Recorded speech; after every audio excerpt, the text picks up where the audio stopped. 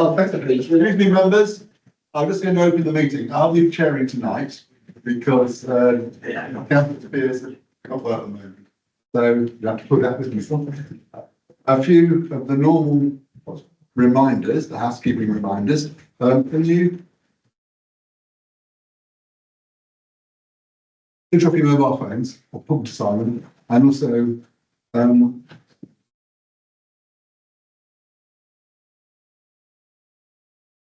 yeah, and the meeting's being recorded as you've just been. So, and it'll be available to be called on YouTube. When you speak, can you? Chairman, can I suggest that we send our best wishes to I was going to get that. out. Yes. I'm just doing the housekeeping first. Yeah, fine. Yeah. Please, can you, when you speak, can you please speak clearly and project your voice so that the recording in the hour picks it up? And as it's a formal meeting, try and call each other councillor, this and councillor that, rather than first names like normal. And there's no fire alarms due.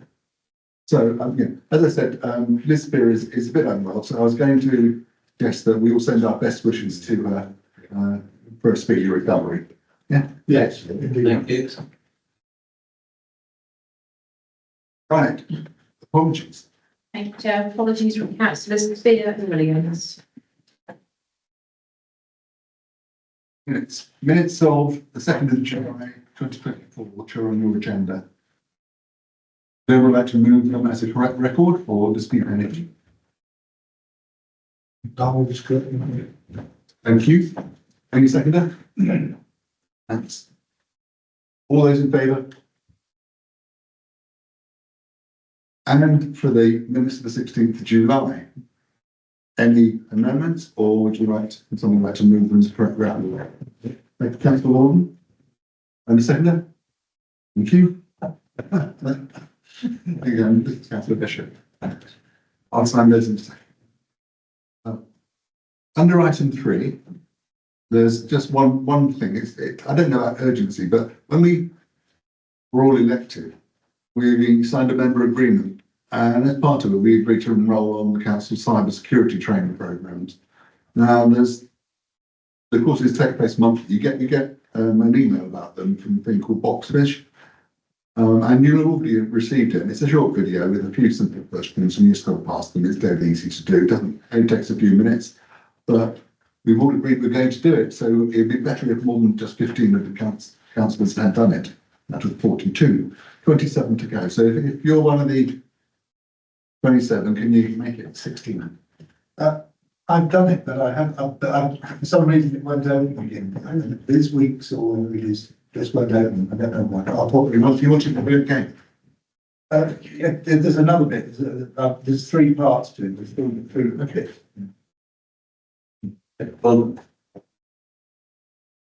Chair, I can just add, if members have any IT issues with opening the Boxfish, then contact the help desk in there and they'll be able to make sure they want through.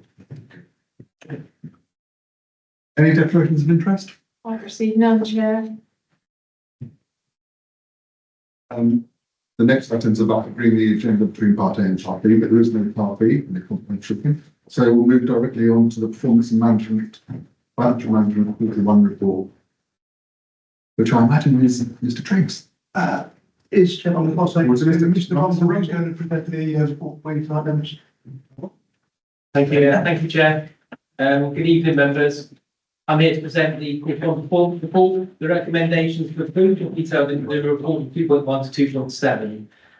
Firstly, I would like to talk you through our revenue position. Revenue budget for 24-25 was approved for full council on the 21st of February 24 at 16.433 million. The forecast budget surplus as at Q1 is £13,000. The variances making up the small surplus are shown in Appendix A. The original budget for 24-25 was budgeted to achieve £250,000 worth of vacancy savings.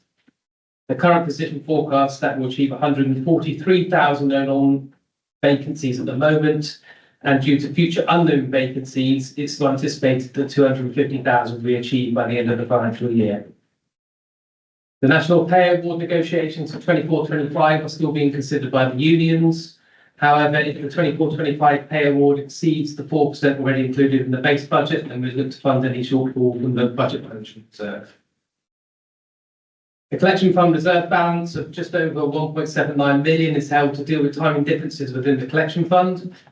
The reserve includes just over 1.246 million that be utilised in 24-25 and 25-26 to mitigate against timing differences of business rates already awarded in 23-24. This leaves the fund with a reserve balance of 544,000, which is our protection against any future volatility. Current external borrowing is currently £6 million, and due to slippage in the capital programme and using other cash balances for internal borrowing, we are forecasting a net 100,000 underspend on interest payable. There's still pressure on the temporary accommodation budgets, and we are funding the anticipated additional costs of 186,000 in this year from the in-year temporary accommodation grant. As part of the 23-24 outflow, we contributed an additional 250,000 into an insurance reserve to mitigate against higher costs in 2025 and beyond. The reserve currently has a balance of 347,000, and we plan to use 220,000 of that this year to offset the increased costs incurred so far. Display car park volume was slightly lower than in previous years, and we've estimated a total reduction in the year of about 120,000. Estimated year-end and earmark reserve balances can be found in Appendix B. Now moving on to capital. The 24-25 capital programme is attached to Appendix D. The current capital programme for 24-25 stands at just over 24.6 million. We're proposing overall variations of minus 587,000 for this quarter, which is mainly a few slippages just to future years. This takes the revised total capital programme to just under 31 million and is funded by 13.4 million capital receipts and borrowing, 15.4 million external grants and 2.1 million from earmark reserves. The actual spend at the end of June is just under £2 million. Release of funds for this quarter includes Section 106 spend that was approved at Strategy and Resources Committee in July. And corporate plan key results and performance are detailed in Appendix E, and Section 5 gives a summary of the key points. That concludes the quarter one presentation. Nina is here to give some context around Appendix E if needed, and we are happy to take any questions. Thank you, Mr. Rob. Councillors, I have a question, but whenever you'd like to go first.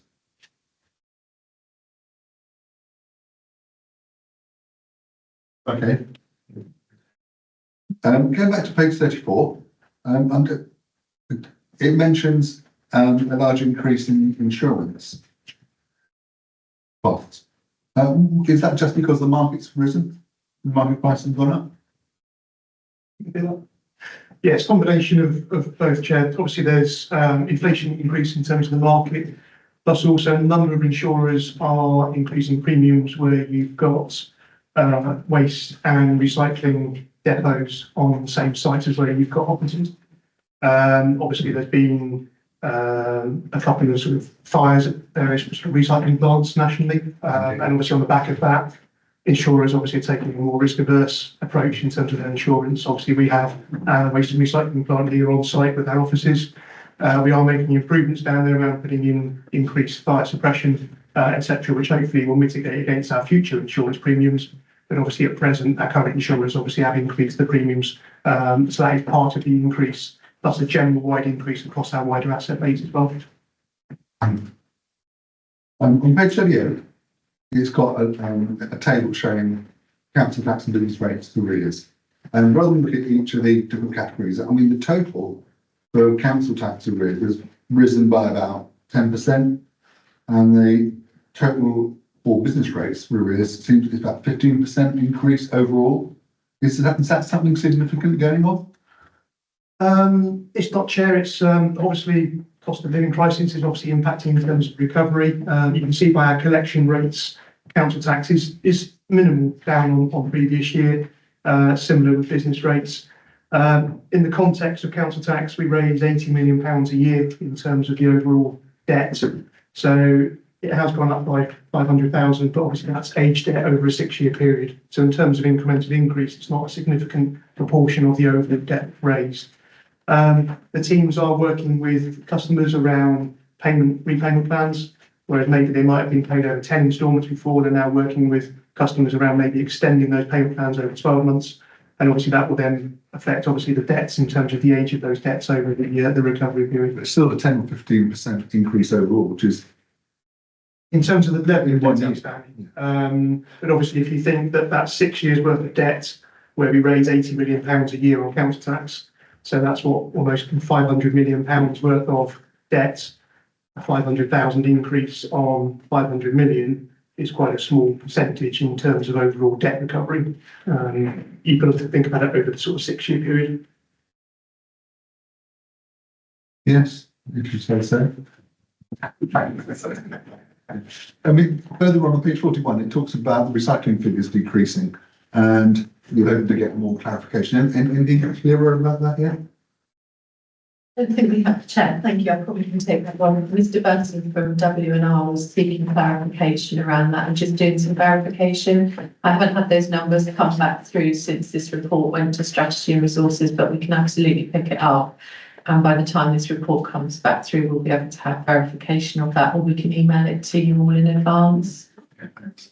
Yeah, because I noticed looking at the numbers later on in the report, the appendices, it looks like in Q4, it's Q1, the figures aren't there, that the volume of recycling increased quite substantially in Q4, no doubt because of Christmas, but the percentage decreased, which is weird. Yeah, and it just, and sometimes it's habits and it's culture, determining what our residents are doing at that time, but we will seek some clarification around that because we had some estimates as well, which we just wanted to dig a little deeper into before we brought those back to you.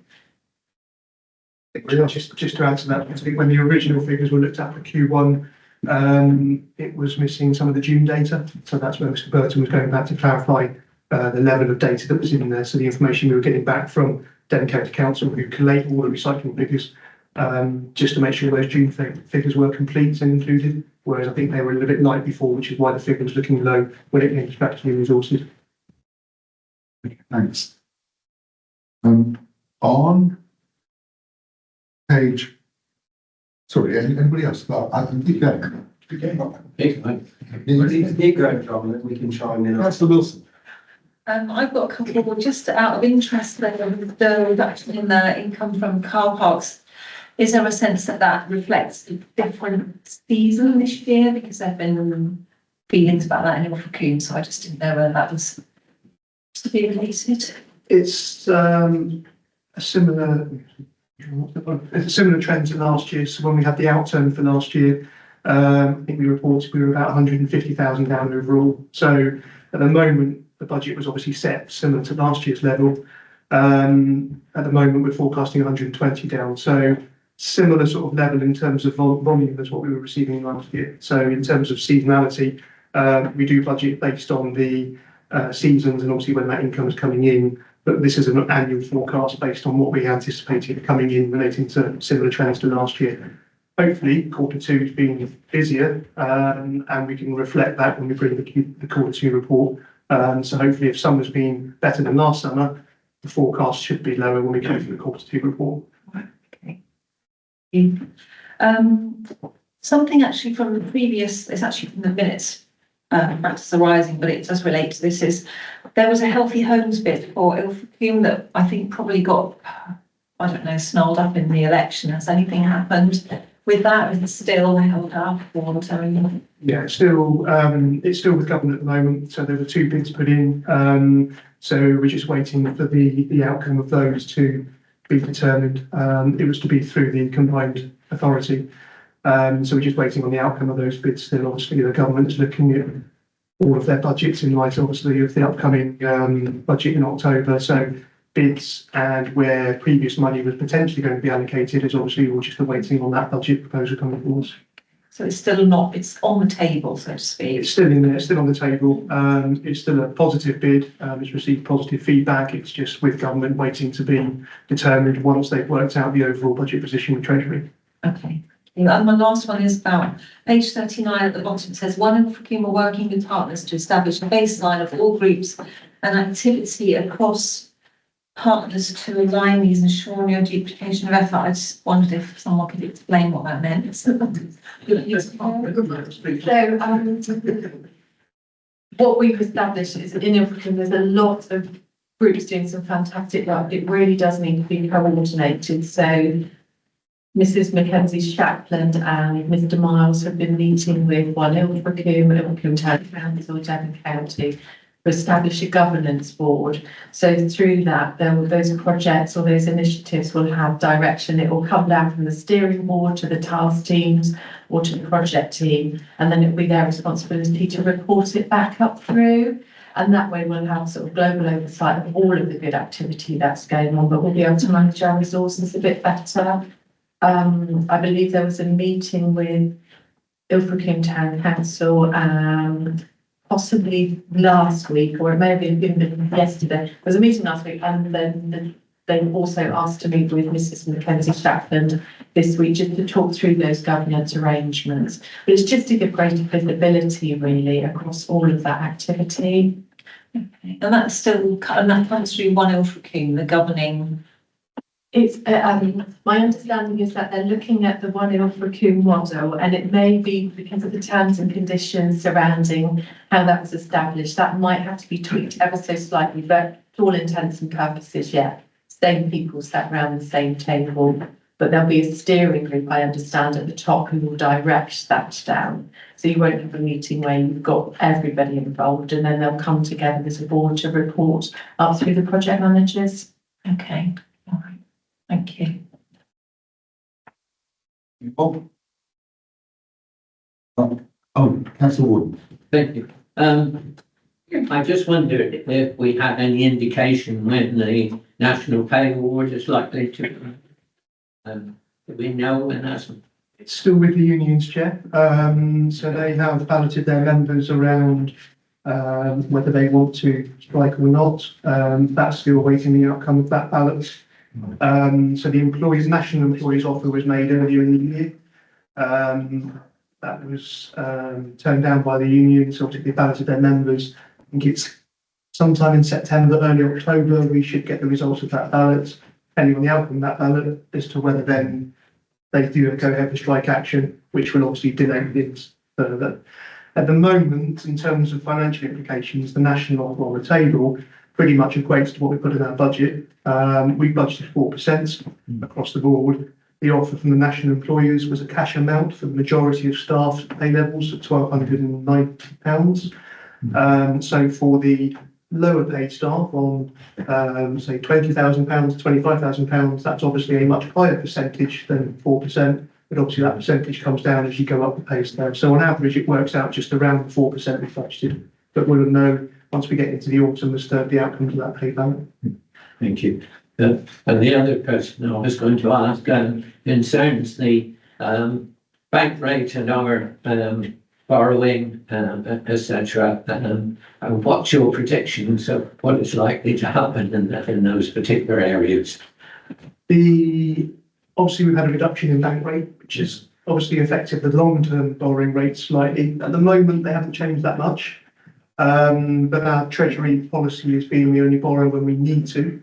So even though our underlying need to borrow for the capital programme is in the late 20 millions, as Tony alluded to, we've only externally borrowed 6 million. So we're borrowing the rest of the money internally into our cash reserves, which means we're not incurring those higher borrowing interest rates at the moment. Obviously, as we work through 24-25, we will need to take on some more tranches of borrowing. But generally, at the moment, our borrowing will be shorter term, because obviously we anticipate that rates will come down again. As rates come down and those longer term rates look to come down, that will be the opportune moment. We'll only take those tranches on shorter term rather than fixing it at the higher rates for now. I'm glad to hear the prudent approach that's been taken. Thank you. On page 62, at the bottom, it's about, there's numbers of second homes.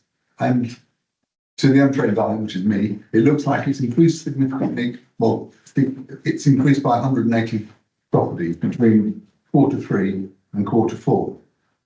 Is that Any idea why? That seems a big jump. Sorry, I'm just going to the page. Is it 62? Is that No, the next report? no, Anyone? Okay. I can't really read the numbers because it's printed over. Yeah, no, it might be 61, page 61, sorry. 61. Yeah.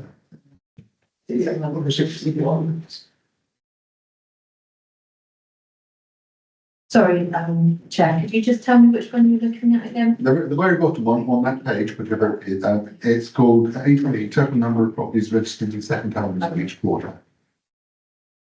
And in quarter three, it was 1,887. And then in quarter four, it was 2,058, which is, 180-ish more. Yeah, and that could be seasonal, it could be something to do with the renters reform bill where people are starting to change their properties. I would need to go back and probably interrogate that with the council tax system, Sean. Yeah, over the page on the 24-25, we look at Q1 at the top, it's obviously gone up again to 2122. So again, there's obviously been an increase. Obviously, when we do the council tax base, which then comes in at sort of that period, quarter four, which obviously is what we use for setting the budget for the next year, there's obviously a revision in terms of those number of properties from the council tax base, which obviously would incorporate second homes. So no doubt there's been a revision to those numbers. There's a reason behind that. We could obviously get that. And we can get that from the team to explain why Q4's jumped up from 1887 to 2058, and also why it's then subsequently gone up again in Q1. Yeah, and is it going to be more in Q2 and Q3 and will anybody have a place to live? That's all of those are employed. Councillor Lever. Yeah, just, I mean, there's been a lot of doom and gloom. I think that the second home, that people will start to move from having second homes to turn into business properties. Because the doubling of council tax has been very well advertised. And it's interesting that that hasn't happened. And that, I hope, bodes well for our income and the extra resources that we can put into dealing with the housing crisis next, from next financial year onwards. While you're on page 61, I noticed that there's obviously the number of empty properties, residential properties. I mean, they're staying sort of fairly static. Are they the 730 in quarter one, 23-24? How many of those are in quarter one in 24-25? And is it the same empty properties that we're just stuck with, or is there a sort of degree of churn and you're being able to sort them out and others are coming in? Fluctuate. So you've got properties that go into probate, you've got properties that are potentially being updated or being refurbed. So there will absolutely be properties on there which are static, and we've probably seen them around the district anyway, and you can identify those in your own work wards. There is a churn which we're trying to monitor in terms of those that we're putting Lendology loans to, and just working with the landlords just to encourage them to bring them back in. And I know that our empty homes officer, if he needed an absolute definitive list of those whereby we positively intervened, would be able to bring those forward.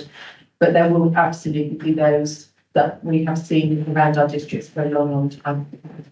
I mean, have we got an idea of how many we're able to bring back into use through the empty homes officers' work? We've got a few more tools in our armoury that we need to explore as to whether we're going to use. So we've got things like empty dwelling management orders.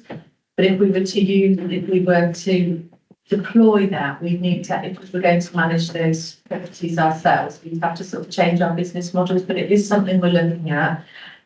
It indicates that landlords would trust the council to manage those properties, but it's just changing our model internally to enable us to do it if we go down that route. Okay, thank you. Sorry, you want to have something to say? Yeah, thanks, Chair. I can just add to that, Chair, on the same subject. So, I mean, obviously it's positive the numbers come down. Obviously Q1 last year was 730, it's come down to 692, so that's a 5% reduction, which is good. It's a step in the right direction. Yeah.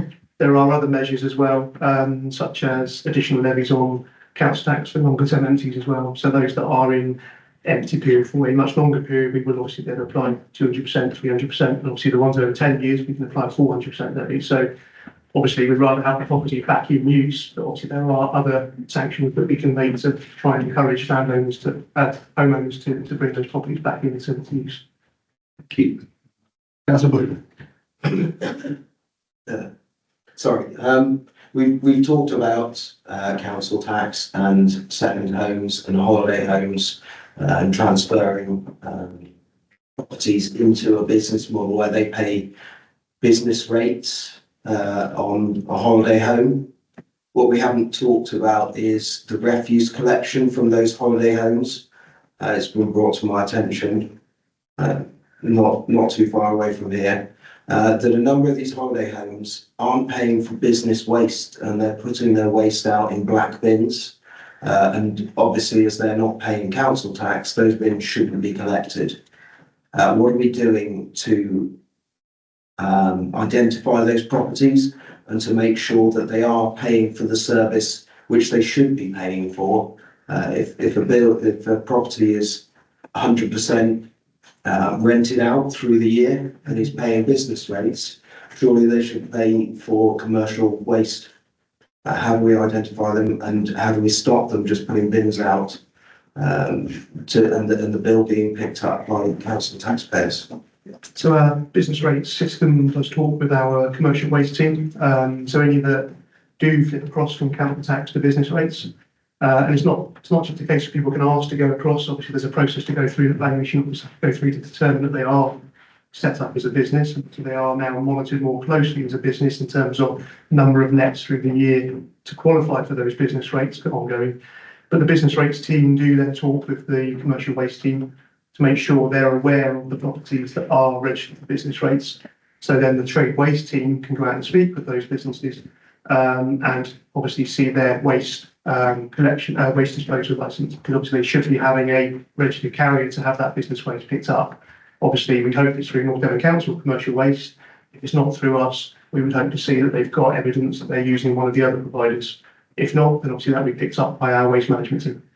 Is there anything to stop them just putting black bins out? Do our normal refuse collectors also have a list of the addresses where they should or shouldn't be picking up waste from? I can check the team on as I'm aware, the Bartek system, which is their computer system they've got in the cab, should be notifying them which ones obviously in a street should be commercial waste and which ones are domestic waste. And then they shouldn't be then picking up those that are registered for business rates and picking up obviously then the domestic waste that's being put out. Would you be willing, if we can find case studies, to look them up, see if the system is actually working? We can ask Mr. Kento, who's head of service, to clarify what that position is, yeah. Happy with that. Councillor Maddox. Yeah, so I'm in Croyd and I see a lot of second holiday homes and I see a lot of black bins not picked up by the trade waste, but picked up on the Wednesday black bin collection. I mean, I would be happy as an experiment to tell you which ones are holiday homes and which ones aren't doing trade waste, so that you can check to see whether they do tally up. I know from the trade waste, because it's the weenie bins and it's got trade waste on it and the sticker, and I know which day trade waste picked up and I know which day the domestics picked up. So there's a lot of second homes that Happy to be clear, you talk about second homes and holiday homes. second and holiday homes. Yes, So tell me if I'm wrong, but I thought that second homes would have their rubbish picked up, domestic rubbish picked up, whereas Yes, holiday homes are a business. these second homes, exactly. So some of these second homes are still letting their property. That's if they're presumably set up as business rates. So if they're run as, I don't know whether they're set up as business. obviously if they're set up as council tax, then obviously they'll be being. Again, moving forwards, we'll obviously be applying the double council tax from next year, which again is the level of council tax. But again, any intelligence you've got around these are run as businesses, we can obviously run the checks against our system. If they're set up as business rates, we'll then obviously make sure the trade waste team are engaged with them around commercial waste. If they're set up as council tax, then obviously they'll be having their domestic waste picked up as per normal. But I know the difference, I know the second homes, I know the holiday, so it's over 120 days a year, I think, something like that, isn't it? It's higher than that now, I think it's 70, I think, Yeah. 170, yeah. but I know how these homes, I'm driving past them all the time and I look and I see because I pay trade waste. And I can't put my bins up until the last thing because otherwise we're getting people in the village coming from holiday lets and coming in, putting it into the trade waste bins. So we do have that going, but I know there are a lot of businesses that are not using trade waste. If there any intelligence you've got, pass it through, we'll get that checked with the team. Yeah, well, I'm happy. Let's set up those businesses, Yeah. we'll send the team out and make sure that they have got business Yeah, waste being collected. It may not be through our team, because they Yeah. obviously can go to any commercial waste provider. But obviously, if they're not being picked up, we'll make sure the team, if they're set up as businesses, they need to be having their commercial waste collected. so I can give you like a small example and then that will make it easy for you to see whether Yeah. they're not being picked up on the system or. Yeah, no, we're Could going, Councillor Maddox send that information to? if you can send it through to Mark himself, Yeah, and then Mark will feed that through to his team. yeah, right, so Cara are just doing a survey of the whole area, second homes, holiday lets. And then once they've done that, then I can use that to, know what they are and I can, it's not difficult when you drive around to see which, That'd be very useful, Councillor. yeah, Maddox, thank you. okay. Councillor Jones? The point got covered. The point got covered. One will come. The point got covered. Oh, got Councillor Lever? Yeah, sorry, just another couple of quick things on, page 78, 79, talking about, fly tipping. And I know that, following a couple of instances, there's been some changes to the way that fly tipping is dealt with, but you'll be aware that the, recycling centre in Barnstable is closing for, a week or two, and I just wondered if you put any extra measures in place to deal with the inevitable increase in fly tipping as a result of the recycling centre being shut. I want to check with the team. Obviously, there are other recycling centres in North Devon that they can go to. Obviously, there's one in South Molton, there's obviously others in the area, so we signpost people. Obviously, the comms has gone out. We repost comms in terms of people being aware that recycling centres are not available due to closures, and we hope that they are storing their waste up and waiting for the recycling centre to reopen, rather than turn up with it in their car and then maybe find somewhere else to get rid of it. I must say, Mr. Triggs, I'm really pleased with your faith in human nature. But again, it might be worth something that you might want to ask Mark Hell about, because I'm sure there will be an increase in flight because it's sharp. The other thing, page 67, there's a bit on there about the street marshal scheme. And I mean, I just wanted to say that that's a really good example of the district council and Barnstable Town Council working really well together. So far it's been a huge success.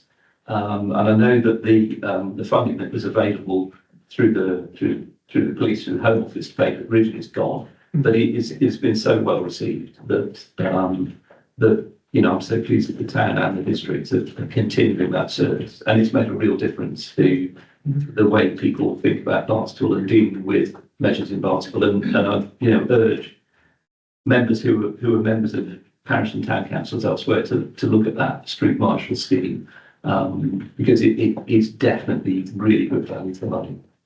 Councillor Wilson? Yeah, just got some Sam, time to did you? come back on councillor. Obviously, the funding that district councils put in, obviously the town council, we also had some additional one-off funding from the Peace and Crime Commissioner, and that's allowed us then to expand the service, obviously within Barnstable, to make sure there's coverage through the week, but it's also allowed the wider funding then to be expanded to make sure that Ilford Combe has got a couple of days funding as well. So it's allowed the council to, in a sense, widen the street marshal scheme, so there's that provision across not just Barnstable but within Ilford Combe. But as you've alluded to, obviously the positive outcomes from that scheme have been really well received, and as you said, if other towns and parishes want to potentially tap into that, if we can source further external funding, we'll keep looking for that.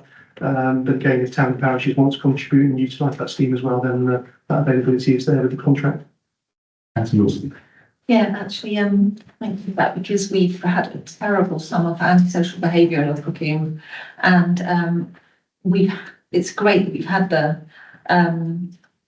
street marshals, but there's a huge sort of fallout for every day of the week. We're still not seeing police visibility, and it's been particularly awful. And obviously, most of you know the news about what happened in Ilfracombe day before yesterday. So yeah, anything that can bring more funding and more of that into Ilfracombe is desperately needed. I know there's a fund for the Police and Crime Commissioner to put hotspots around the county as well, and Ilfracombe wasn't considered for one of those, which was a great disappointment. I have been emailing to try and see if it can be considered, but yeah, if you could consider an extension of that funding so we have more days, that would be really good.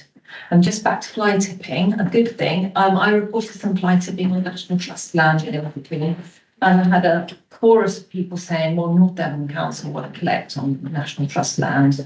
And I was pleased to be able to say that they did come and collect it, and they're also pursuing the people that tipped it illegally because they've got some number plate information. So that's a well done to the team for doing that.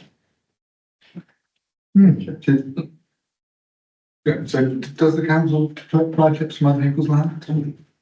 I asked. I'll intervene quickly because we had a very similar case in Leveridge, but most of it was on the public road, but a bit of it was on the private road. So I'm sure in this incident, some of it was on the public road, and some of it was in the National Trust space. There's a balance. Chair, the message about flights has been saying it's been touched on the recycle centres being closed for a period of time. We will make sure, like say, that there are clear messages put out by Mark and the team to encourage people, like you say, to know the centres are closed, where they potentially can still go, but if not, to make sure that they wait until the recycle centres have been reopened again before they start taking waste anywhere. Thanks. Page 65, page 64. There's a section there about community land trusts, and it talks about the National CLT network undertaking a feasibility study to look at sustainable financing of community land trusts without national funding. Do you notice any progress on that? Any reports? Anything happening?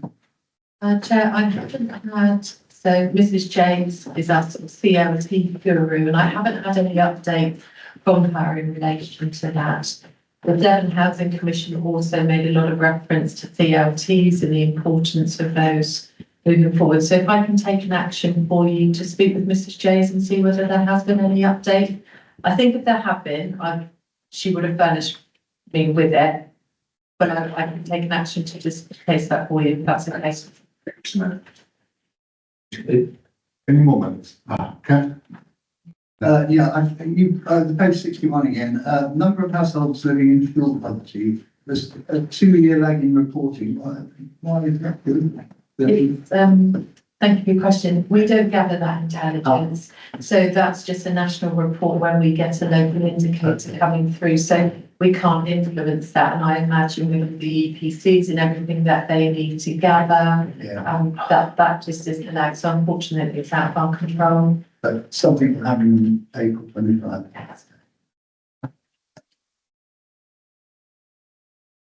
Anything further? Would anyone like to recommend to move that we? Basically, Second. Any amendments? Yeah. All those in favour? That's an income. let's get Kelly home early tonight.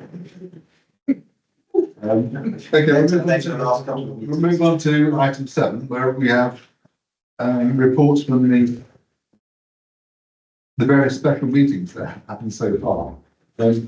One thing that strikes me when I was reading it was that what we need to do is have a more focused way of reporting back from these things. Otherwise, what will happen what might happen is that we will have more of these meetings, and then the agenda will just get thicker and thicker as we get report after report from various working groups. And these people those things often show that action has been taken and finished, I imagine. So I think that's something we ought to sort of objectively put our heads together and think about in order to make sure that it doesn't just grow a totty. Yeah. But the first one of the old format reports, it's about water quality, which was led by Professor James.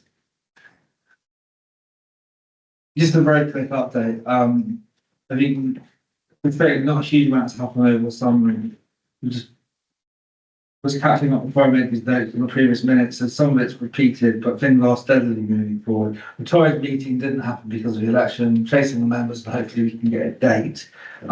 We need clarification on who is in our water group, because some people have come and gone, and we just probably need to clarify who is in that group. Are you talking about councillors? The councillors in the subgroup for the water subgroup. So it would be good just to clarify who's still in it, who wants to be in it, and if anyone else wants to join in. Still be there. So should we put that down as an action for you, councillor? Yeah, those that are in it, and if anyone else wants to be in it, now's the time to raise your hand, so. Yeah. Sarah's in there, John's in there, and Liz is in there. So, Sorry? yeah.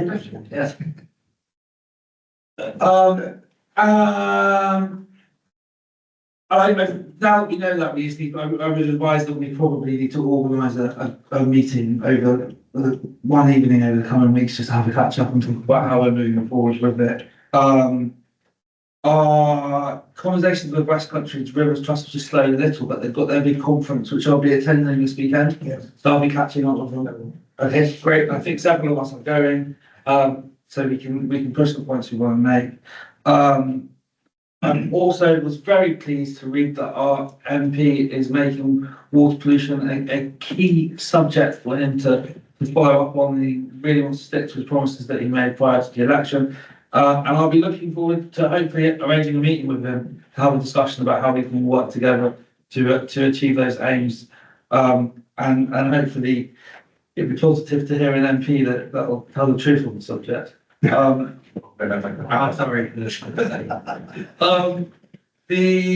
One of the things that keeps coming up, so we're continuing to test regularly on the dark catchment, which is one that I'm personally involved, and you can go out every couple of weeks and just keep testing them. Sometimes you think, why am I doing this? But we've had some really subtly positive results. I reported in the last meeting that we were regularly picking up traces of phosphates, so regularly picking up indications of pollution on one site every single time. And then on another occasion, it went through the roof. So I got on the phone to the EA, they asked me to go back out and test again, fed them some information, they said they'd investigate it and look into it. They were really proactive, they knew what we were doing, they know our aims in North Devon and also what we're doing with West Country Rivers Trust. And I didn't hear from them again, but now every time I go back and test that location, that it is running clear. The pollution source is gone, and then related or unrelated, an application went in for a couple for slurry pits in the vicinity of that valley. I don't know, obviously it's not for the EA to feedback what their investigation did or didn't do, but it's definitely a coincidence and a positive one.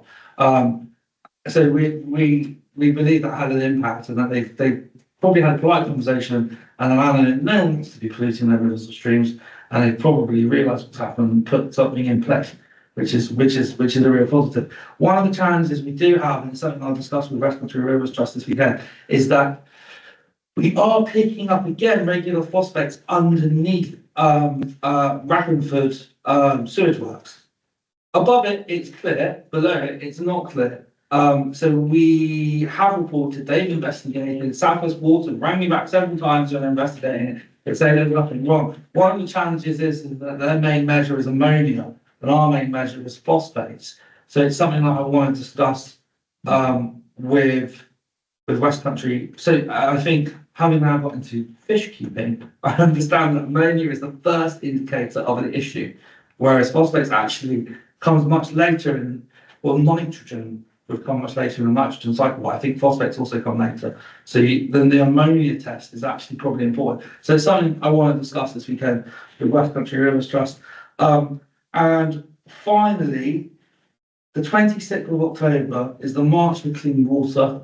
I will be in London with my family, and anyone else wants to come and march through London with me, let me know. We can all catch up and do it together. I think it would be really important if we can have a strong representation from North Devon. There you go. But any questions on that? Yeah, I've got one. When you both talk to the Rivers Trust this weekend, can you also raise the fact about the pharmaceuticals readings in Exmoor's rivers in the country, and what can be done about it? Because I know that the testing kits provided by the Rivers Trust won't show that. They won't touch it, will they? But it's clearly, I imagine, from visitors coming, taking medications, and then it finding its way into rivers.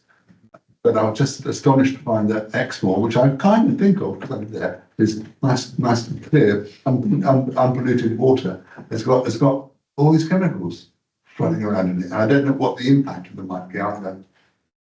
Yeah, it was a shocking report. I think it's taken us all aside, and Yeah.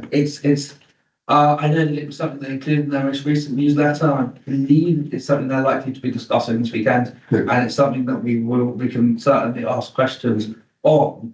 But again, we might want to be more proactive and start buying some kits that will give us more indication. But I think that's something that the group can take aside and discuss and then bring back to the next meeting. Absolutely. Yeah, just quickly, I know the local plan process has been put on hold because of the new government and their proposed changes to the planning system.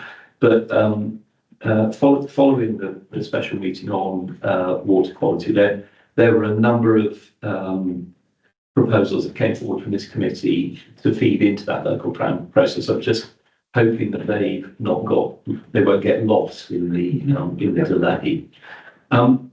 The other thing is that there were a number of actions for our MP at the time, which I'm sure we wrote to them about.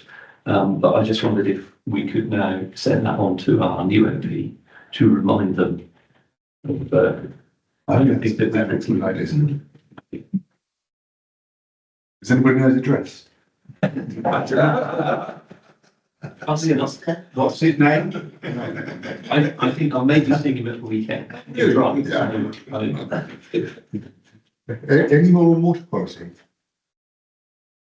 Okay, we'll look forward to the meeting and report back to the next meeting. Hopefully in a readable format. Not more readable, but a more succinct format. Yeah, Councillor Jones. It's pretty.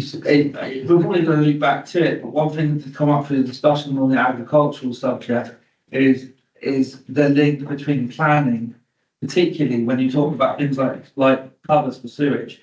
They might be grant dependent, and one of the concerns that gets flagged again later is if there's ways that if there's possibilities that some farmers are not putting applications in because they fear they won't get planning approval fast enough, or they're worried they might lose the grant. So one of the things that we wish to bring forward in the agricultural section really links to the problems around water pollution as well, is ways that we can make sure that our planning process factors that in, and maybe where possible can have an indication of where something relates to a grant or relates to a water pollution incident, and we can ensure that we do everything to make sure they don't lose and we facilitate those actions happening. I'm aware that, I'm told that happens. And I haven't got any instance. Mr. Triggs. I think, Chelsea, if there are applications where they're grant dependent, then we need to make it clear on the application that they are grant dependent, so that we can make sure that they get picked out, because ultimately it's important that they are picked out and dealt with promptly. Obviously, we know there have been some delays in getting planning commissions dealt with in the applications, but it's important when those applications come in, if they're grant dependent and time limited, if that's clear on the application, then process is in place to make sure they get picked out and dealt with properly. Is there a box to be ticked? I'm not sure if there's a box to tick. I don't think there's a specific box, but it's important that's actually flagged up on the application. We can check where it actually goes in, but it's important that the narrative is on there so that the team can pick that up. Okay, thank you. Councillor Alex. Well, I've got experience of that in I've just put one in. And so I not checked, but asked. And I think when it was originally put in, my agent told me it'd take about 3 weeks. And it's been done in 2 weeks, but only because I left it a week before I started to ask about it, and it's come on the portal today. I have been chasing another one, which was actually brought up at the meeting that we had with the Pickwall. But that's still not in, but that's because they haven't put in all the right information into the, so, it would be good if there was a way of, but I think there is a planners do help farmers to do that, isn't there? There's, And obviously they haven't used that. Yeah. But whether that could be sort of just put out there a little bit more about using that. Because, you know, they hadn't done their ecology report, which they should have known. I think a lot of farmers are reluctant to do things like ecology reports unless they're pushed to do them because of the expense of doing them. And Exactly. they literally told you have to do, Yeah. they'll pretend they don't know about it. Yeah. I think that situation was something to do with fees, wasn't it? Yeah. I think we've sort of segued naturally from water into agriculture, which is the next item on the. Well, this is, because this particular one is for a pond, so it would help it would filter out the agricultural, what's coming off of the farms and that anyway. Mr. Harris. thank you, Chair. And there is support and guidance on our website for agriculture and farms. There's a document that supports both North Devon and Torridge councils with the type of agriculture applications. So there is support out there. There is even free pre-app advice for certain applications as well if you're looking at sort of renewable solar, etc. So that guidance is there. The team are there to help and support as well. So I'd encourage people to obviously point people in that direction. We can provide the link so you can clearly get to that documents on the website. But I mean, even think that, you know, if the farming community knew that they could get hold of their local district councillor, and we can always find the information for them as well, to steer them in the right direction. I want to come to me and I've pointed in the direction. Yeah. No, you councillor will look for the agriculture. Right. That was one of my kids, actually already. I just got a bit of a statement that I've had from, as you know, another councillor who's interested in this subject. And he says that in supporting this action, North Devon has a rural economy that provides a base for land management, environmental delivery, also allied to a thriving tourism industry. We have in North Devon many protected and important sites, including the North Devon Biosphere and a third of the National Park.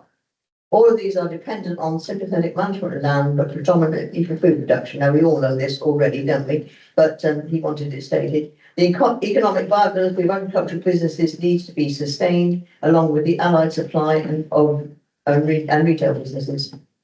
Right, and going on to say, a quality local plan delivered by North Devon Council is vital for both rural business developments, plus the environmental objectives are to be met.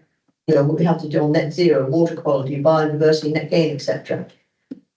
North Devon Council can secure these in conjunction with the farming community within its corporate plan, is the idea, whilst also promoting the sustainable production and supply of locally produced food, which we must support, and helping the reduction of expensive, environmental and ecologically damaging importation of food if we can't produce it locally. Now, I appreciate, you know, agriculture already has its own section. I've spoken to Ken about this morning at length. And like as Ken says, agriculture already has its own section in the economic strategy, doesn't it? It does. And going forward in the vision for North Devon and Torridge, that will also have a section in that we discussed. Yeah. So we're already being covered under these items, in the larger page, of North Devon. And the local plan, obviously, we'll have a big input on that in the way forward, especially with the environmental issues and things. And I was going to go on and say about the concern in the farming community with the delays in the planning process. With the environmental agency requirements to cover the Surrey and Sage pits, and the loafing areas as well. With the pressures on farms, they're not delivering them within the timescale, and then they're going to be threatened with withdrawal of grant money if they don't come up with the whole planning application being approved. And apparently, Environmental Agency are partly to blame themselves for not coming forward with information they've been asked for either. So, you know, that is a concerning thing with farmers, that they're, like we've all been saying, that, you know, it's something they're being imposed on them, but they're failing to deliver it because of hold ups on planning. I mean, obviously that, you know, there's been with the registration thing, I think you lost 3 staff, didn't you? Very talk.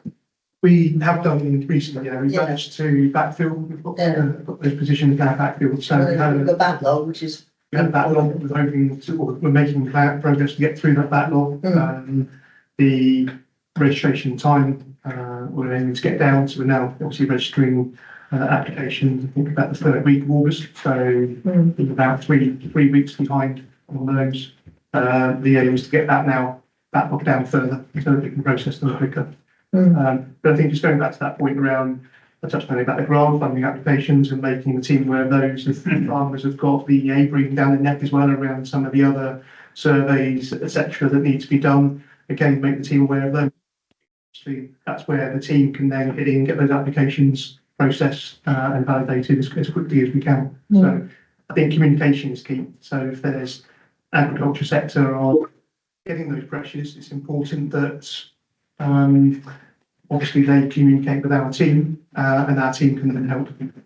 And if they are getting issues in doing that, obviously come through the wider team as well, so we can make sure that communication gets through. That's good. And I think a lot of farmers think that this should be prioritised, but as Ken was saying, you know, if you've got a business and you want something done on your business, any other business, everyone thinks their business should be prioritised, but.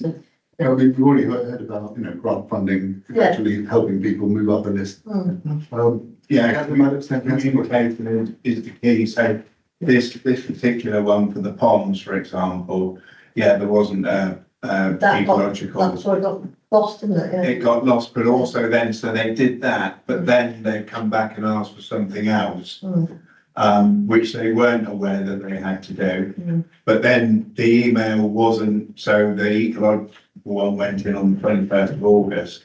And they've only just found out that they need to do something else in those few weeks. So whether there was a system of, you know, giving them everything that they need all at once, if the application isn't filled out correctly, being able to give them the information of what they need on those. I know it's sort of, you know, picking on farmers, but, you know, it farming is they've got a lot to do. And, you know, the knowledge and the finding that time, so that there must be a way of perhaps giving them the information that they need all at once rather than dribs and drabs through the application. I mean, there is help now with free advice to farmers from land agents and things. Yeah. Contact for things, so you do get free advice, and that's right. Councillor Bushell, then Councillor Jones. Yeah, the points here, and they've been highlighted by Councillor Bullard. I think it might be very worthwhile if the working group for agriculture had a meeting with key members of the planning committee, so we can have a discussion about where the farmers are feeling pain within the planning department. Because now we don't want this to be a talking shop, but we do want to highlight the matter. I'm sure we're aware that there are people who are concerned to raise any concerns with regard to planning, bearing in mind that a farm, like any other business, is likely to put more planning applications in the future, and they don't want anything to be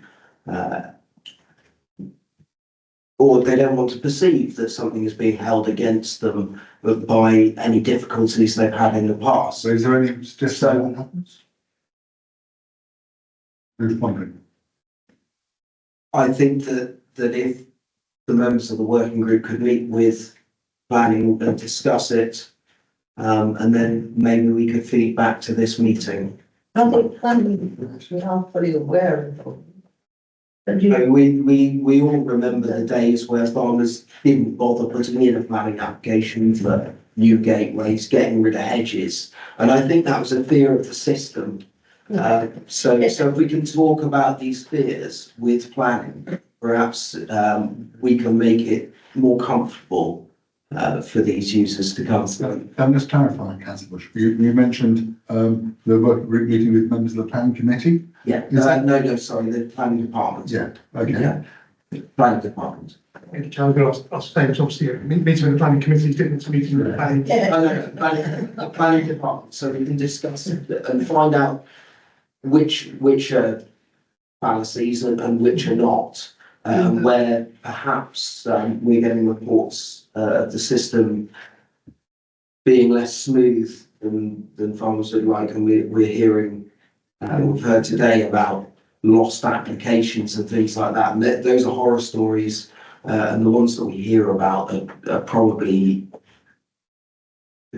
few and far between, but it does discourage people from using a service if they already think it's a waste of time, and that, I think that is what we're getting back, is it not, Councillor Bird? Chair, I think if there's some examples, it'd be useful to have them, because obviously we don't see that in the stats that we get. So when we talk with our feedback team around the complaints, there's minimal complaints coming forwards around sort of length of time applications are taking. I think when we looked the other day, we had 2 complaints logged since January this year in terms of complaints around length of time we're having to chase officers. So I was under the impression that, of all the services local authorities do, planning is the one that gets complained about the most. absolutely. So the fact we've only had 2 around that, I think is, the fact we've only had 2 around that, I think is really positive. So maybe we should be. We've had no negative comments around length of time of applications. In fact, when we looked, there actually were 10 compliments about the planning team coming through the feedback team. So we're not seeing it through the feedback.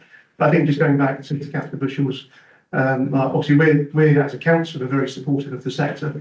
We touched on that when we had the agriculture meeting. We're willing to work with the sector, willing to work with the group. So the planning team to meet with the group, I think would be a positive way forward, so that the support that's there from the team to help the agricultural sector, the working group can obviously understand what support's there, and also understand some of these applications if there are examples out there. Because like I say, we're not seeing it through the information that we're seeing through our reporting system. And obviously the fact that we've only had 2 complaints logged, obviously, as you say, planning tends to get complained more about anything, I think is really positive reflection from the council. Yeah. So if you could forward any complaints, or any examples of where it's gone wrong, that would be. I think it's the general rule, are not the sort to complain officially, are they?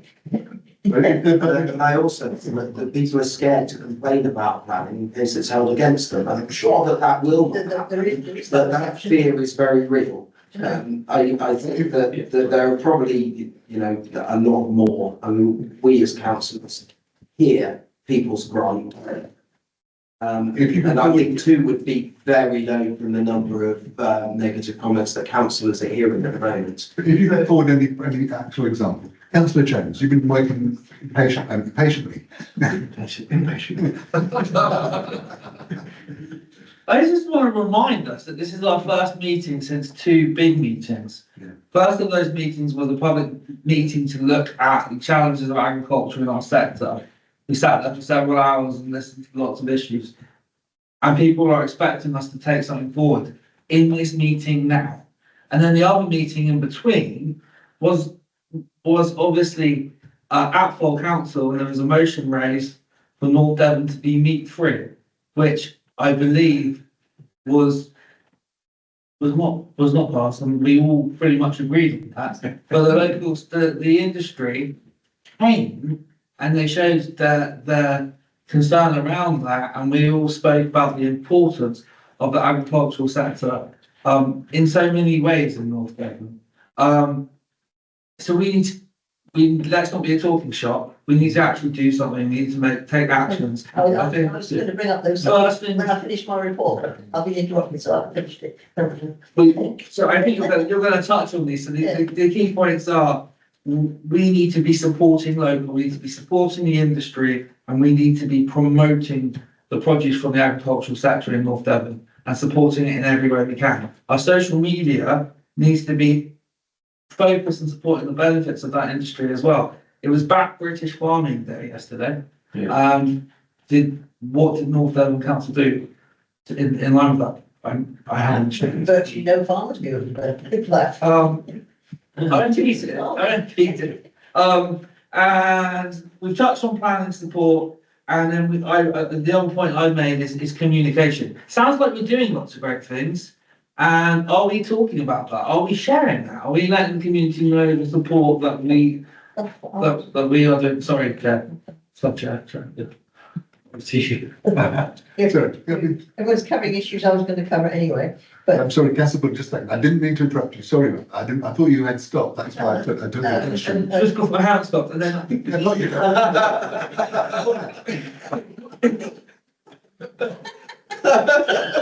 Oh, your name, please, Councillor. I just paused to be there. But Councillor Lever's been waving his hand frantically. Yeah, sorry, had you finished, Councillor Jones? We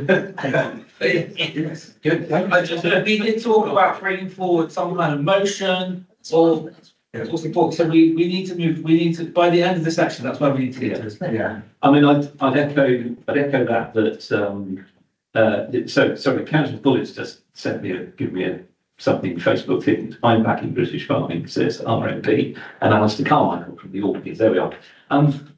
I echo what Councillor Jones said, that I've written this down, that what in here is there for the Policy Development Committee in terms of promoting policy for the council. But I feel I've got to come back on some of the comments on planning. With our planning department here and our development control officers here are bound by mountains of statutory regulation and statutory requirements. And although everybody wants planning decisions made really quickly, a quick no is better than a slow no, and a quick yes is very good.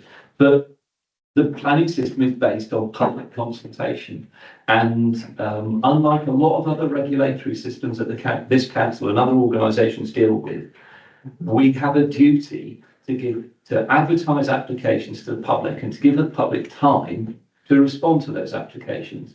And that, if that doesn't fit in, those timescales, if they do not fit in with the grant programmes, then that's an issue for government. It's not an issue for us.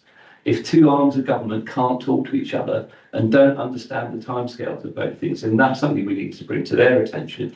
But it's not something that our planning department can be blamed for. No.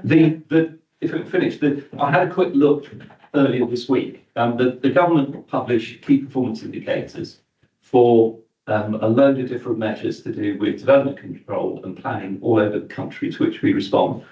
And I've got to say, North Devon come out very well in those, in terms of the number of applications that are determined within the statutory time limit. Remarkably well, actually, compared with other councils around the country. And I think knocking our planning officers because of one or two slip-ups and suggesting that there's some sort of systemic problem, I haven't seen the evidence that is actually the case here. Sorry, before we start, I've got Councillor Bush and Councillor Maddox, but I think we ought to let Councillor Bullock finish. Muddled now, but like I was saying, we've already flagged up to North Devon and North Devon farmers that we are supporting them. With that meeting we had, which got a lot of publicity, and that's gone down really well with the farming community. And the second thing was the vote, which that's gone around the country. And I don't know whether you'll notice that Devon County Council followed our lead last week, and they have also not taken on the plant-based route. And apparently other councils have seen what we've done, and they're following our lead. So the community are aware that we're supporting them, but sorry, anything else? What I was going to say to you guys, you've all had the email about Farm Walk on the 24th, haven't you? Have you all seen it? You're good, I think you are. But it'd be nice if as many people as possible could go, because David Chugg the NFU vice chairman, is getting to do a far more for us. And he's getting various other sectors to come and talk to us and explain to us, what farms are now being expected to do, what farms are actually doing with the new grants and everything. And, you know, if anybody's not sure about how farming works in North Devon, this is going to be the place to go. And it also shows the farming community, if a lot of councillors turn up, that we're supporting them. I would like as many as possible, please, to turn up and follow that. If you put it on Saturday morning, more. Well, I did say that to them, but apparently some of the speakers they got coming, they were like everyone else who's working during the week. I did say that, if we could have done it a weekend or summer's evening, it would have been better. But that's just the first way that farmers are trying to communicate us, and we communicate with them for an ongoing thing, you know, it's a start of the process. Is that it, councillor? And, well, there is one thing, last thing, in your neck of the woods, this is, there's going to be a meeting at Brandon Village Hall on Tuesday afternoon. It's instigated by the Brandon Commons group, but they're going to get various speakers to go, how farmers can talk with the various other bodies, such as the National Trust and whatever things, to work together for integrating the wildlife measures and things. And that should be a really good afternoon, I think, with the number of speakers they've got. So if anybody's invited, you might go along at 2 o'clock, Brandon Village Hall, 2 o'clock on Tuesday.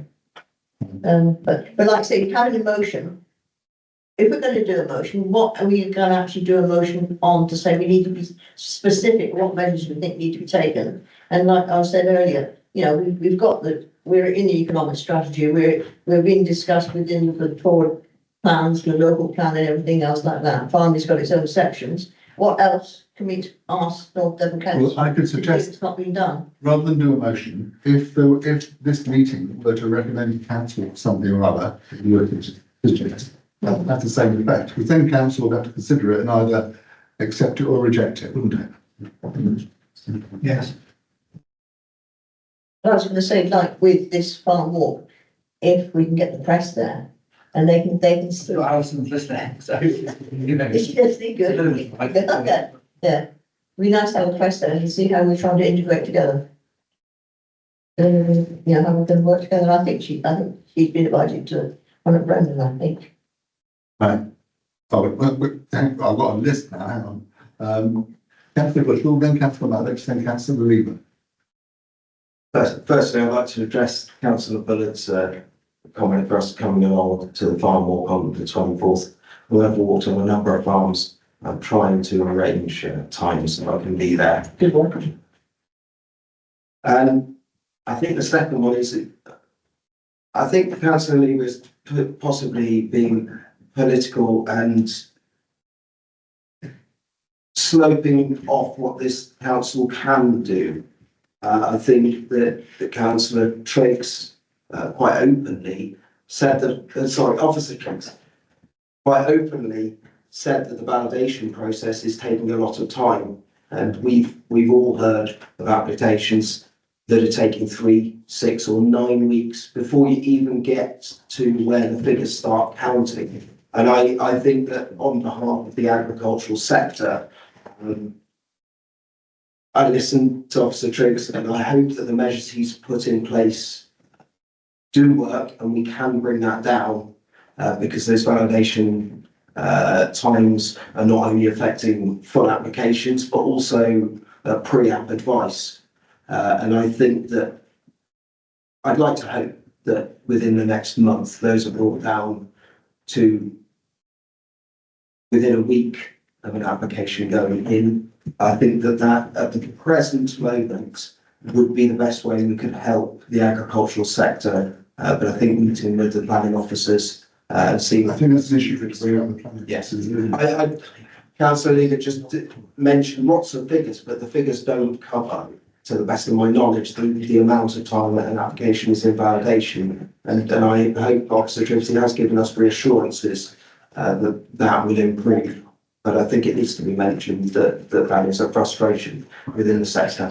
Yeah, true. I take it it's a frustration. Obviously, it's 3 weeks backlog at the moment. But as I said, we put measures in place to bolster the resources in that team to bring that down. So I would hope to see that 3 week period coming in. obviously it's a longer time than we would anticipate, and we would hope that's short. Sorry, So can we have just one meeting, please? with the resources and the changes we put in place for that team, and we also are asking that team, some of the team working long hours to try and attack the backlog as well. So that should have an impact in terms of bringing that 3-week period down. So I would like to see that reduced, and the chief executive would as well. So discussions have taken place with the team to get those improvements in place.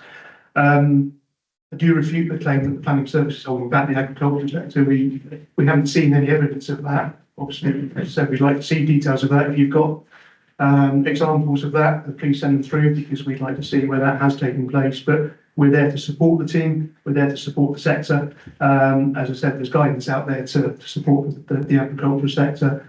The determination figures that Councillor Lever alluded to obviously are within our performance reports, and obviously within the data that we send off to government. I can report that the number of determined applications in 8 weeks has actually increased from previous quarters. So in terms of turnaround, you get one of the minor applications determined, they are going up. They've gone up from sort of 32% at Q2 this time last year to now 42% in Q1 of this year. So more applications are being determined within the 8 weeks without extensions of time.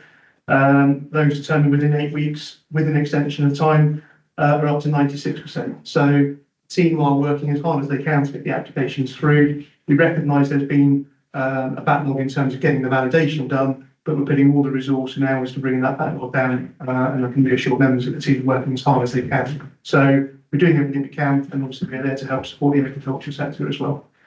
Yeah, and so I know there's an issue nationally with planning officers and planning resources. Next was Councillor Maddox. Yeah, the only reason these particular grants are being highlighted at the moment is because they're being done through the ANOB, and their grant, it finishes in March and the money's gone then, even if they haven't spent it. So any projects that are sort of working with the ANOB at the moment, if they don't get it passed and built, they don't get the money if they go past March. Is it FIBL money? Yeah. Farming, Yeah. landscapes. That's it, gone then. So there are normally like you would get like 2 years with your grant, so that's plenty of time. But this is quite time sensitive to get that money in. If we can't hit March, it's lost, and that's why it's just being highlighted at the moment. But I've had no real complaints at all from. And I think this is what I'm trying to say. I've got more farmers ringing me now from what we've been doing with the meetings and that, asking for information and help. I had one ring me today that I've got to contact the planning department tomorrow about, and that's only positive, because then they're coming to us, whereas normally wouldn't. Exactly, yeah. Yeah, and I think, Chairman, let's say those that have got those grant deadlines, get that communication going, like you say, through yourselves as members, through to the team. Yeah. So that we can make sure that those applications are dealt with as promptly as we can, to make sure the grants are maximised, and that money doesn't go back to government. And like this particular farmer, he wouldn't be putting a complaint in if he hadn't. He just wouldn't be able to do the project, which is a positive project for the sort of wildlife and biodiversity. Yeah. So. Right, thanks. Councillor Lever. Councillor Jones is going to deal with. Oh, sorry.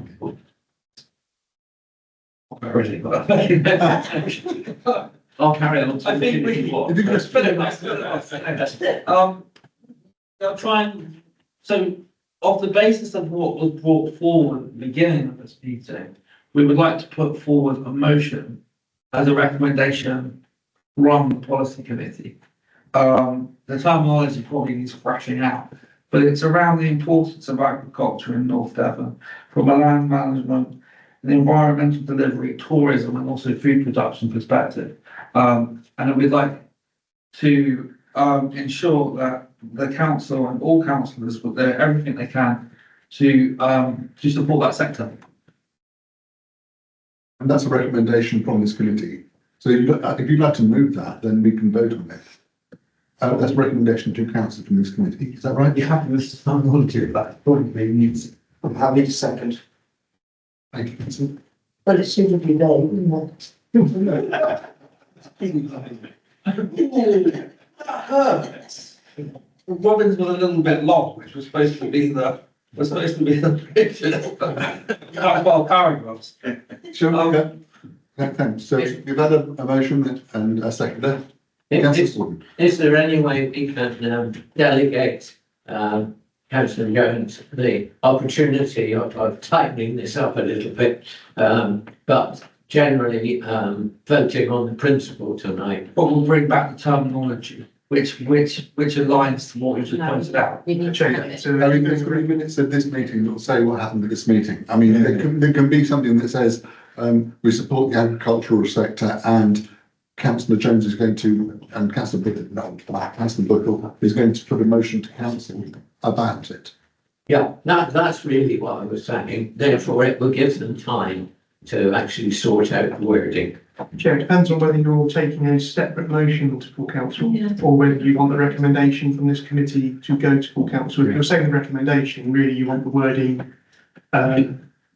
sorted out this evening, so it goes into the minutes and then that recommendation goes on to full council where Otherwise- full council see it. Otherwise, Double doing. you'll have a doubling up because you'll have a minute that's a bit vague and you'll have then a separate motion going at the beginning of full council. So it's probably better, obviously through you, Chair, to make that decision, but obviously it would be a recommendation from this council. So through You can keep writing. to full council. Could I suggest that we just have an adjournment for 5 minutes so that we can turn this into a motion that could go to the full council and is something that's A motion or full council recommendation? all A ready. recommendation from the minutes, let's It leave would it. be tidier, Chair, if you had a recommendation to full council and then it's picked up as part of your minutes. And you go into the recommendation. Members, we adjourned for 10 minutes. Can somebody move that, please? Yeah, I'll move that. Seconded, yeah, all in favour? And we shall reconvene at 8 o'clock. That's 8 minutes. Yeah. Oh, I assume. Speak of pensions. How do we do that? So just like to just ask, once we convene the meeting, we need a move on the seconder. Would somebody like to move that we reconvene? Yes, councillor Bishop, seconded by councillor Lever, all in favour? Right. Thank you. That brief interval. Councillor Lever and councillor Jones, I believe you have. Yeah. There's a preamble to a recommendation, which is very much as councillor Bullitt noted earlier about the importance of agriculture to the economy and to the landscape and to the biodiversity of North Devon, which are not. Could you perhaps read out the recommendations? Yeah, so the recommendation that we've got would be the North Devon Council will take measures to support the agricultural sector in all aspects of the council's activities that will promote local produce through the council's communications, events and cultural activities. And that we will, this bit I'm stuck on. And we'll look to promote national events, promote the industry and sector. Yeah. Right, brilliant. And that we will pursue measures to ensure that the particular needs of the agricultural sector and rural workers are considered in the planning functions, the revenue collection and the other functions of the council. Don't you think you haven't mentioned environmental objectives here? No. This is quite a vital piece. Well, that comes in the preamble, doesn't it? Oh, yes. And when you're saying we're going to support farming in all aspects of North Devon's activities, there could of course come one or two instances which contradicts what the interests of farming might be perceived to be. So that either has to be left out or clarify exactly what you mean, I would say. Thank you, councillor Clegg. Another 5 minutes? No more 5 I'm minutes. just thinking, if you're pointing, you have to be precise and Yes. go back and, We could leave out all aspects. So the North Devon Council will take measures to support the agricultural sector in the council's activities. Just Yeah. be that specific. So are you moving that, councillor Lever? Um, And will you be able to give the wording of it to Mrs. Stanley, the clerk? yes, yeah. Is it seconded? Happy to. Thank you, councillor Butcher. Although, are we clear what we're voting on? Shall I read it? You can sort of do one way and bring something back later. Is there an urgent need to get it done tonight? I don't think it needs to be like. This is the collection. It would be much better if we take it away and Yeah, really work on it and Yeah. come up with an excellent motion that we can all support. I agree with councillor Vaughan, definitely. Yeah. I'll back it down. Like, Right, well, in that case, thank you very much. That's agriculture done until we get them, one of the things on the next agenda then will be a paper with a written recommendation on it. Yeah. So we can consider and on whether to, I'm choking on sweet, sorry. And whether to recommend this to council. I think we just want to want it recorded that, this is being discussed in absolute detail. The subject is being discussed in detail, and we're definitely looking at all the ways that the council is already supported. And the key point is that the council is already doing a lot to support the industry. Yeah. And actually, the Yeah. key point that we want to raise is communication. Communicating that we absolutely understand the importance of the sector, to the value of North Devon, and also making sure that we promote how we are supporting the sector can access that support. Okay. Yeah. And that's no doubt recorded, yeah. Thank you very much. That's agriculture, including a 10-minute hiatus that we won't get back.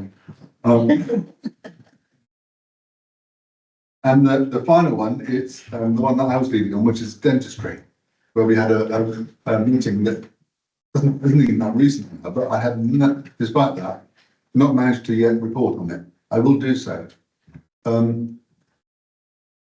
And we'll reconvene a meeting of the dental team. So we need to bring it forward. But it was good to hear somebody told me just before this meeting that our new MP is the vice chair of the all-party parliamentary group on dentistry, which is good news. That's good news. And hopefully we'll therefore have a route to take our concerns and any actions that might come out of it from North Devon to Parliament.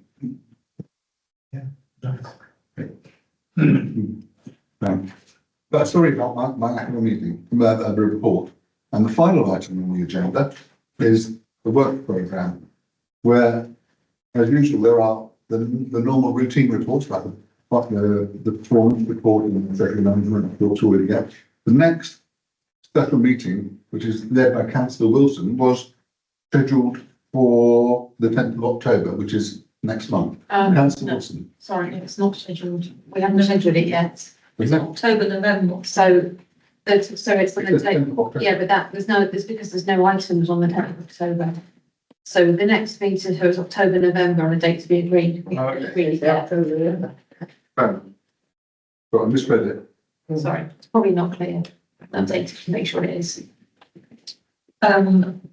So I've done some initial scoping, but I haven't got the team together for this one yet, so apologies, but so how realistic it will be to get anything for October, as we haven't actually got together as a group yet, I don't know. But I want to call, who's in the group? Who's that's Rachel. So if you would like to be on GP surgeries and health inequalities, we can have more people, more representation, some more rural areas. Be good. You're, I mean, rural. Oh, yeah. We'll have a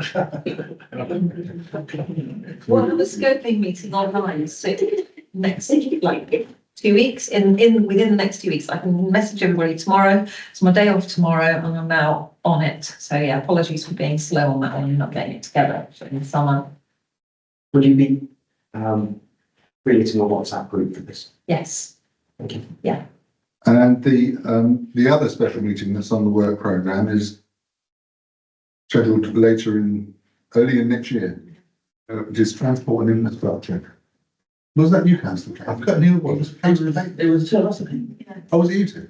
Look. I think it's Councillor Warden, wasn't it? Yeah, I think Councillor Wilson, I said we would try. I've got the policy ongoing campaign in Boston. In campaigns. Sorry, but you have time because it's not until the new year. But But everyone trying to see it. So we'll get more precise dates, hopefully, certainly for the health and equality one. Yeah. But for the next agenda. Scope meeting, you're going to have, I need some contacts. Yeah. I've already had some contacts from Councillor Bushaw, one contact at the surgery from South Walton. Good. But, I will need some other people. Actually, they haven't done anything yet because obviously we haven't. Speaking at the last meeting, I was asked to do that, so that's. I've got that first contact, but we obviously will need other contacts so that I can start to make arrangements. It has to be specifically in Devon, doesn't it? Whatever you want. I was going to say, your friend who's runs surgery in Devon, she's a GP there. She might be used for contact. But we'll discuss this, and what we'll do is, you know, that, as a working group, we'll, not just get contacts, we'll get exact contacts and hopefully details to make it easier for you to contact them. Yeah. Is that it on the work programme? Is everybody happy with the work programme? Ecstatic. In that case, do we need to move it? Okay, would someone like to say something? Yes, everybody, all in favour? Thank you. And I declare the meeting closed. Okay. Thanks, John. Chair. I just